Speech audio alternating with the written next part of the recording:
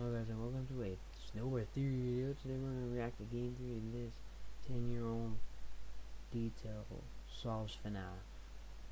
Put it at 0 seconds and let's watch it. Take a look at this footage from FNAF 2. Seems normal enough, right? But what if I told you that the Mimic is in this video? No, I'm not lying to you. And no, I've not doctored the footage either. I highly doubt that. There's no Mimic. Don't tell me the fucking paper plate is the Mimic. Mimic is here. They have been here since the very beginning. Give up? Well, if you look very closely, you'll find that the Mimic is this guy right here. No, I don't believe that. Hello, Internet.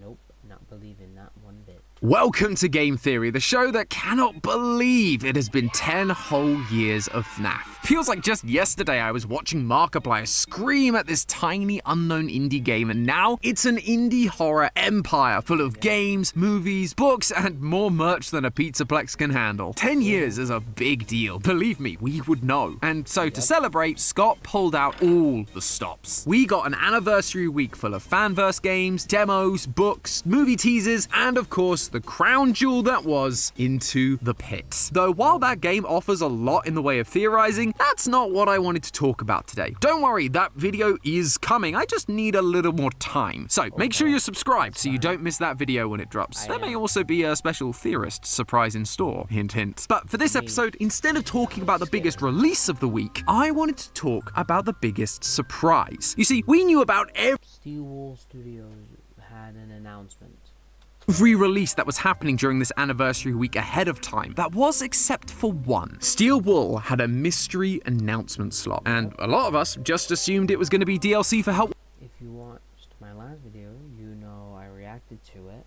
Wanted to, but that's not what we got. Instead, Steel Wool completely sideswiped us by revealing a 40-second teaser, not for DLC, but for a brand new game. We open on a 70s style carpet. The camera tilts up to reveal a Jack-in-the-Box playing music. The music stops, the box opens, and we hear a laugh as a clown mask peeks out from the box. The film reel we're watching begins to burn up, revealing the date 1979. Finally, we see a title card appear from the darkness. Secret of the Mimic. The internet lost their collective minds over this. Not only were we getting a game exploring the character that was a complete mystery when it appeared at the end of Ruin, unless you happen to read the books, but it was also going to be a prequel, set before any other FNAF game. A lot of us have been theorizing about the origins of Freddy's ever since we got the Fredbear Singing Show ticket in Security Breach, and in 2025, it looks like we're gonna see if we were right. But you know what? I'm not willing to wait that long. Call me impatient, but when you take a closer look, this 40-second teaser has actually told us a lot more Sure, Mr. Impatient Pants. than you'd initially think. This teaser confirms that we were right that the Mimic is from the earliest days in Fazbear Entertainment's history, but it also suggests that the Mimic's first appearance wasn't in Ruin, nor was it Security Breach, nor was it Help Wanted. No, we are being shown that the Mimic has actually been hiding in plain sight since the very beginning. The pieces were in place for us to figure it out. We just weren't able to follow the breadcrumb, or should I say, paper trail to realize sooner. So wind up that music box, friends, because when it opens, we'll be diving in headfirst to see what secrets the Mimic has been hiding. And in doing so, I believe we may finally be able to resolve one of the biggest conflicts currently facing the FNAF timeline. A wound first inflicted on me. Oh yeah, today's gonna be a big one. So let's get into it. The first thing we gotta talk about is the design of Funky Tom over here. Jokey fan name aside, given the title of this game, it feels pretty unlikely that this is supposed to be anything other than the Mimic. But he's not the disheveled Endo we saw in Ruin. Now he's wearing a white mask with exaggerated eyelashes, rounded cheeks, and a bright red nose. Ugh, I can feel the childhood trauma rushing back. It also pops out of a Jack-in-the-Box, so clearly Steel Wool are going for a clown aesthetic with this newest version of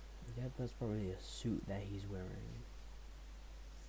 Let Mimic, bro, that's assumed. The Mimic. Or is it the oldest version? This new old look does tie into our previous theories about the origins of Fazbear Entertainment. In that video, we discussed this poster from Help Wanted 2. A poster with a circus tent and the date 1970 on it. That, along with the mascot costumes in the ruined basement, Glitch Trap's design, official artwork of traditional mascot costumes, and references throughout the books all seem to be telling us that Fazbear Entertainment didn't start with the creation of Fredbear's Family Diner, but as a traveling circus. Instead of the animatronics or springlock suits that we know and love today, this circus used more traditional, rudimentary mascot costumes. They were still the same characters, Freddy, Bonnie, and Chica, but played by human performers. Though there was one exception. We ended that theory suggesting that the Mimic was also part of that same Fazbear circus. It shares design similarities with Sun and Moon, a jester who was associated with the carousel from the Fall Fest circus, a carousel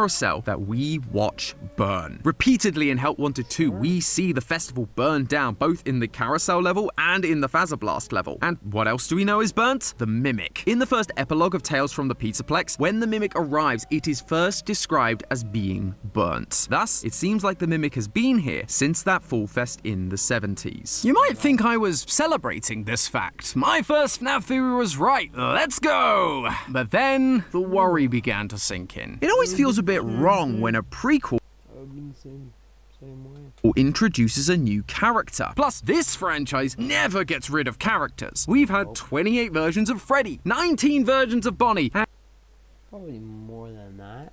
and we even got 11 versions of Balloon Boy. Who asked for that? So then, why try to awkwardly insert the Mimic into the previous lore? I mean, retcon much? Except, what if I told you we have seen this clown before? Somewhere you'd never suspect. FNAF That clown from FNAF 2. I am, of course, talking about the characters I've been teasing since the start of the episode. The Paper Pals. No, I wasn't joking. These guys really are the key to everything. If you don't know who I'm talking about, the Paper Pals are these simple characters made from paper plates that have been hanging out on the walls of pizzerias ever since their introduction. To this day, we've never really given them much thought. They never seem to be that important, but their continued existence in the franchise has always struck me as unusual. In fact, the only reason I was reminded of them is because I was watching Dorko's playthrough of Into the Pit, and wouldn't you know it, they are once again just hanging out. For them to keep showing up, especially in these modern titles, they have to be important. And I think the weird clown mimic is the piece that ties them all together. Originally, there were 3 of these guys. A Freddy pal, a Bonnie pal, and this thing. According to the game files, he's just called Paper Buddy. And of the 3, he's definitely the weird one. In FNAF 2, he could just disappear from the wall and suddenly appear in your office. He didn't do anything, he was just there now. Even his design feels out of place. The other 2 are clearly characters we know, Freddy and Bonnie, duh. But this guy doesn't have any recognizable features. He's got red arms, blue legs, a big smile, and a big nose. It's just so weird.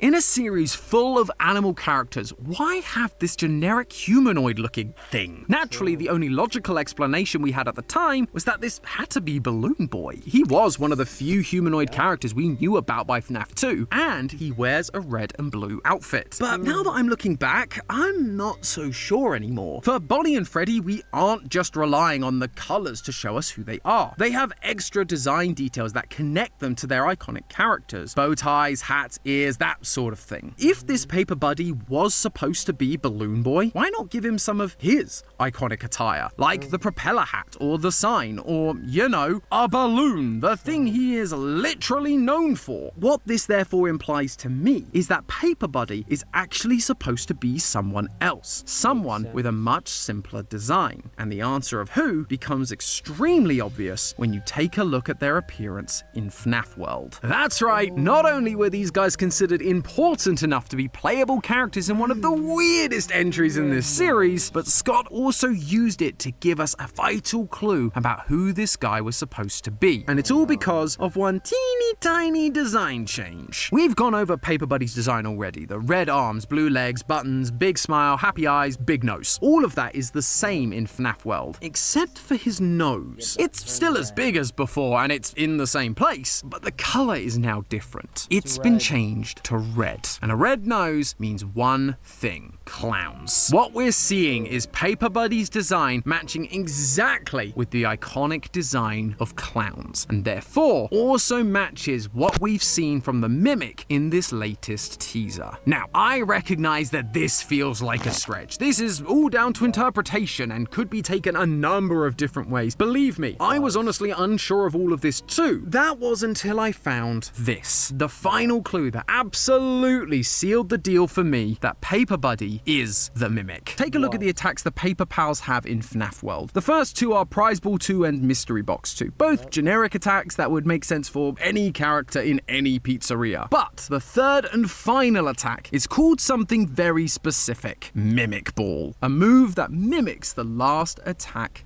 used. I could not believe it when I saw this. Of all of the games, it was FNAF World showing us that the Paper Pals were specifically able to mimic others. The third Paper Pal from FNAF 2, Paper Buddy, is a paper version of the new clown mimic that we saw in the teaser. In my previous theory, I mentioned how FNAF 2 isn't a revamp of the old franchise, but a callback to the circus origins of the franchise. The red-cheeked toy animatronics were calling back to the original costumes worn at the circus. You have the carousel calling back to the carousel from Fall Fest that we got to see in Help Wanted 2. And now we have Paper Buddy calling back to the clown mimic that was present at that same circus. It all just This is a lot to take in. fits together so neatly. It could also explain the clown mask in things like Sister Location, the one that would later go on to become Ennard. Why is that mask in such a position of prominence? Because it was the third member of that original circus trio, someone who had been there since the beginning. Although, speaking of trio, while Paper Buddy being the Mimic and appearing in FNAF 2 makes sense, him being grouped with Freddy and Bonnie feels a bit odd, right? Even for the early days of the franchise, a clown isn't the obvious one to pair with Freddy and Bonnie. Chica I'd have understood, maybe even Foxy. But this guy is just so random. If you've followed us for a while, you'll know that we are obsessed with these kinds of details. The grouping of animatronics through merchandise or decor can often tell us a lot about the history of the franchise. We felt like Foxy had to come later because he had a separate stage to the other three. It felt like Chica wasn't originally part of the group either because she had her own Party World spin-off during Sister Location. And in Ruin, we figured out that Sun and Moon came much earlier because they were getting collectibles alongside OG characters, while newcomers like Roxy and Monty weren't. So placing the Mimic Clown alongside Freddy and Bonnie has to imply there's a special connection between the three. So why make the Mimic the awkward third wheel alongside this famous duo? Well, it turns out the rule of threes isn't just an important literary technique. It was also super important for performances at the circus, particularly when it comes to clowns. In a traditional circus, you would have three major clown archetypes: the Auguste Clown, the White-Faced Clown, and the Contra-Auguste Clown. We spoke about the Auguste Clown in our previous theory. These clowns were the ones with red cheeks that were designed to appear silly and make children laugh. Often they were portrayed as an intelligent but lower class clown, the laborer, the one who would do a job, often badly, which led to them getting a pie in the face or falling off a ladder, you know, the typical slapstick stuff. The White-Faced Clowns, on the other hand, are supposed to be more serious and bossy. They were of a higher status, and so they would be responsible for assigning the tasks to the Auguste Clown and would often become frustrated at their failed results. Finally, you have the Contra-Auguste Clown, who was the middle ground. Still lower class than the White-Faced Clown, but not to the same degree as the Auguste Clown. And looking into clown literature, which, yes, is a thing that I read, the Contra-Auguste's role was to do one thing. As you could say, he's clowning around. He's clowning, get it? He's clowning around. Okay, never mind. I'll keep watching. Mimic the white. If you guys are enjoying this video so far, hit the like button and subscribe to the channel. We're close to hitting 30 this year. That's my goal, hit 30 subscribers. So hit that like button and subscribe. Thank you. And also join my Reddit. Link will be in the description.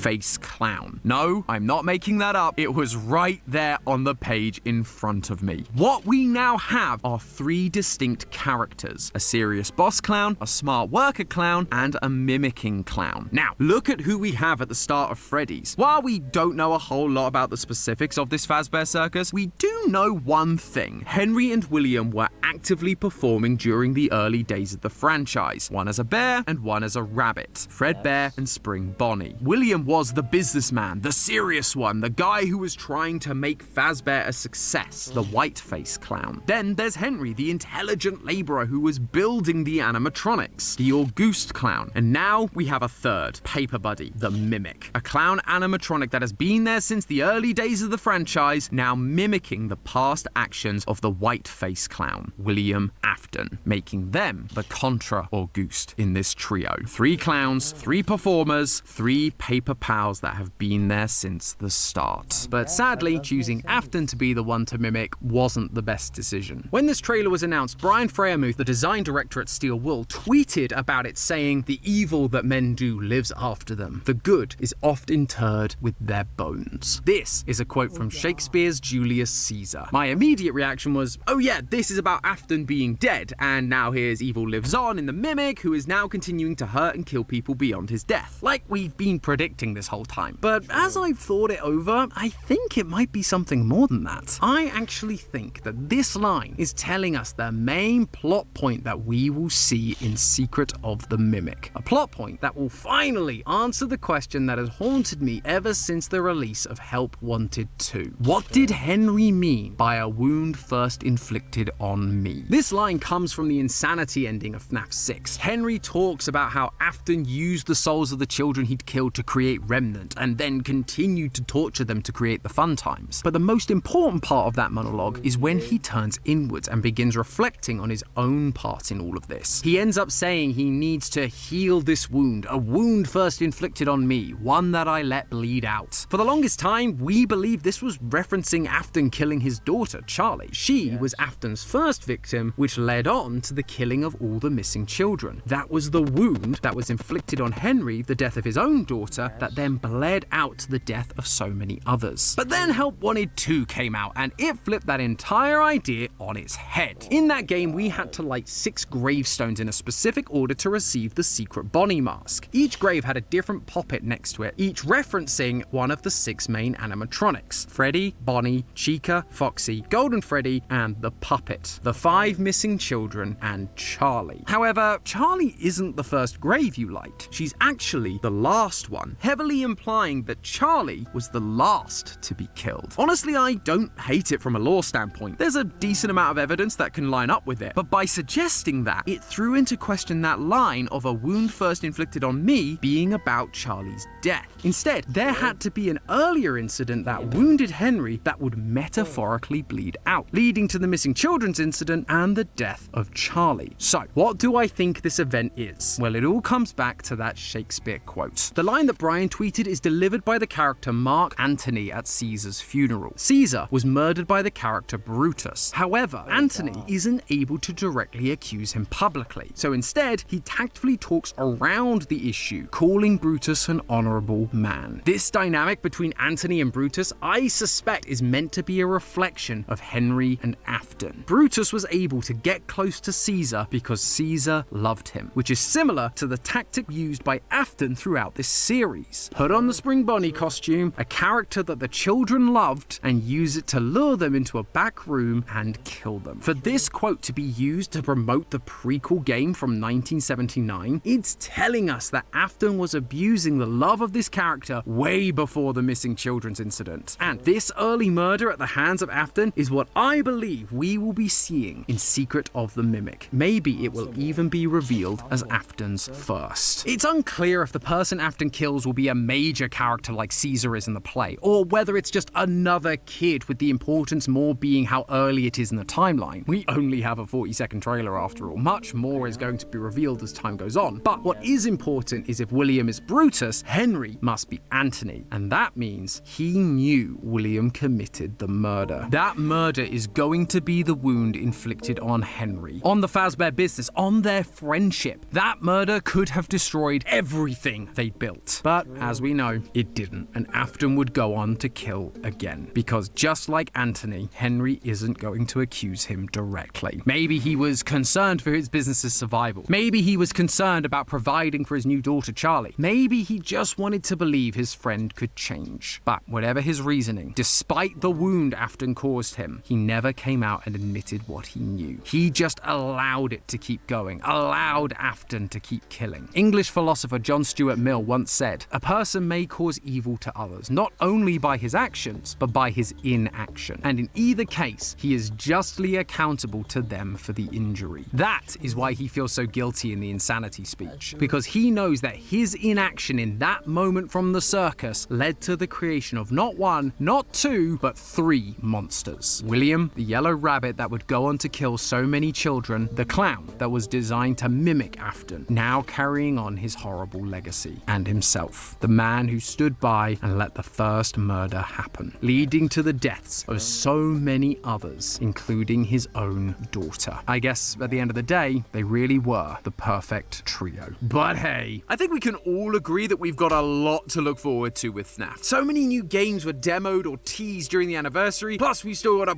bunch of new books and a second movie coming, which means it's gonna cost a pretty penny to keep up with this stuff. Thankfully though, the sponsor of today's video, SoFi, is here to help you out. They're offering one of you lucky theorists a chance to win $10,000 to $300 when you sign up with direct deposit for your dream project. $10,000 sign up for a SoFi checking and save theory. A game theory! Thanks for watching. If you guys like this video, please like and subscribe.